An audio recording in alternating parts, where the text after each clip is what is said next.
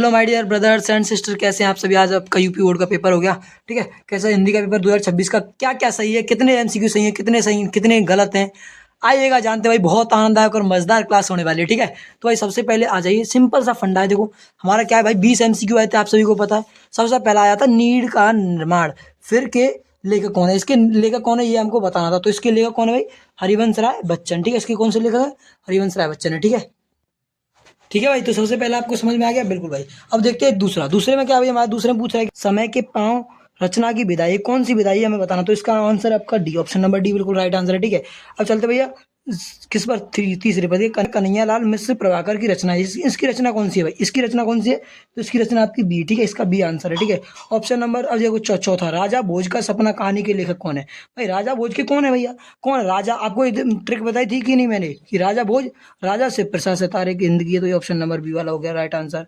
अब भैया देखो, चतुर्सेन शास्त्री द्वारा लिखा गया उपन्यास कौन सा है भाई, ये बताना है। तो बताओ जल्दी से, तो कौन सा है। इसका आंसर जो होने वाला है वो ऑप्शन नंबर ए होने वाला है, ठीक है बिल्कुल। और रीतिबद्ध काव्य धारा के कवि हैं भाई, इसके काव्य धारा के कवि कौन है ये बताना। तो इसके है मतीराम, ठीक है भैया बिल्कुल। छत्रसाल दशक के रचयिता कौन है, छत्रसाल के कौन है भैया, भूषण है छत्रसाल के, ठीक है बिल्कुल।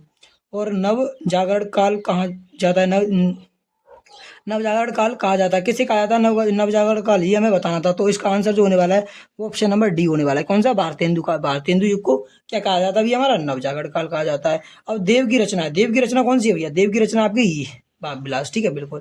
अब 10वां आपका क्या है, माधवी वर्मा की काव्य रचना क्या है, माधवी वर्मा की काव्य रचना बताओ भैया। तो ऑप्शन नंबर सी इसका नीरजा है। इसका राइट आंसर कौन सा होगा, नीरज, नीरजा। देख लो भाई, ये आपके 10 एमसीक्यू कंप्लीट हो चुके हैं। अब इसके बाद देखते हैं और क्या क्या है भैया। 10 एमसीक्यू और है भाई, ये आपकी हिंदी में से हो गया, ये गद्य में से हो गया, ये पद्य में से आ गया भाई।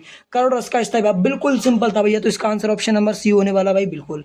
उपमेय में उपमान की संभावना को कहते हैं, क्या कहते हैं भैया, ऑप्शन नंबर सी उत्प्रेक्ष अलंकार कहते हैं। सोटा छंद के दूसरे और चौथे चरण में कितनी मात्रा है ये बताओ जल्दी जल्दी। तो ऑप्शन नंबर ए 11 मात्रा होती है। कितनी मात्रा होती है, 11। अब देखो यहाँ पर बताओ क्या भैया, ये आपको बताना है क्या, षडानन में समास है भाई, ये बताना षडानन में समास कौन सा है। तो भाई इसका सिंपल फंड है, कौन सा होगा भैया, इसमें कर्मधारय होगा भाई। देखो ये आपने याद किए होंगे भाई, याद करने वाली चीजें हैं ये, याद करते हैं तभी आते हैं भाई, ठीक है। वैसे नहीं कि हर एक आ जाए, नहीं है भाई, अलग से नहीं आता कुछ। इंद्र का पर्यायवाची क्या भैया, इंद्र का पर्यायवाची बताओ भैया। तटिनी होगा, नहीं भैया। तनड़ी होगा, नहीं होगा। सूरसरी होगा, नहीं होगा। सूरपति, सूरपति मानी क्या होता है भैया, इंद्र होता है, ठीक है बिल्कुल।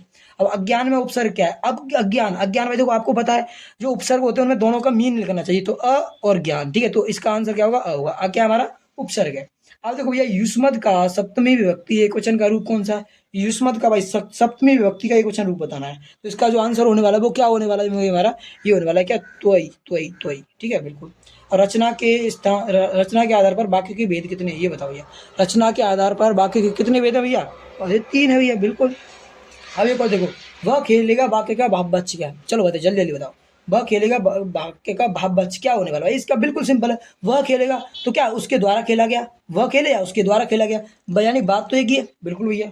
अब लास्ट बचा आपका क्रिया विशेषण अधिकारी पद, कितने होते हैं भाई जल्दी जल्दी बताओ। क्रिया विशेषण अधिकारी पद के भेद कितने होते हैं, तो 4 को ये 4 होते हैं बिल्कुल। अब आपके आ जाओ नेक्स्ट जो होने वाला, नेक्स्ट जो पेपर आया था वो कहाँ से आया था, देखो आपको पता है क्या, ऑप्शन भाई पहले चैप्टर में से आया हुआ है, विश्वास पात्र मित्र से आया हुआ है, बिल्कुल मित्रता नामक पाठ से आया गया है। इसके संदर्भ लिखना था आपको, विश्वास पात्र मित्र को जीवन की औषधि क्यों कहा जाता है ये बताना था। और एक ये आ गया, और इसके बाद पद देखना भाई, पद कहाँ से आ गए भाई, पद भी आ गए भाई, बढ़िया।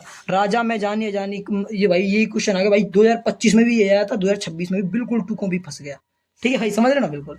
और देखो इसके बाद क्या है भाई, संस्कृत में क्या है, संस्कृत अध्ययन संदर्भ सहित हिंदी में अनुवाद, इसका आपको हिंदी में अनुवाद करना था भाई।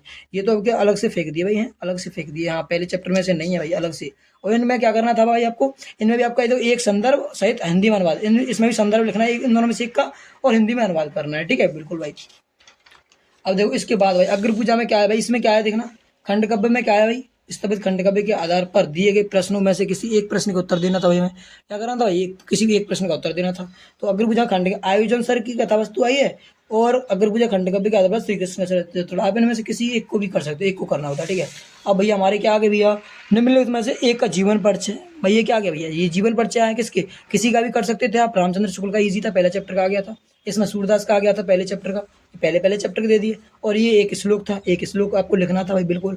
ये आपको पत्र लिखना था, ईजी था भाई। और ये आपके वो आ गए क्या, संस्कृत का हिंदी में अनुवाद करना था, संस्कृत के संस्कृत में अनुवाद करके लिखना था। और इस पर आपको क्या लिखना था भाई, निबंध लिखना था। हो गया भाई ये कंप्लीट पेपर। बताओ यहाँ तक किसी कोई दिक्कत है तो मुझे कमेंट में बताना ना भूलें माय डियर। और आपको ऐसे आपका कितना स्कोर हुआ है, आपके कितने जो क्वेश्चन हैं सही आए हैं, वो मुझे कमेंट में बताना ना भूलें। तब तक के लिए बाय बाय माय डियर।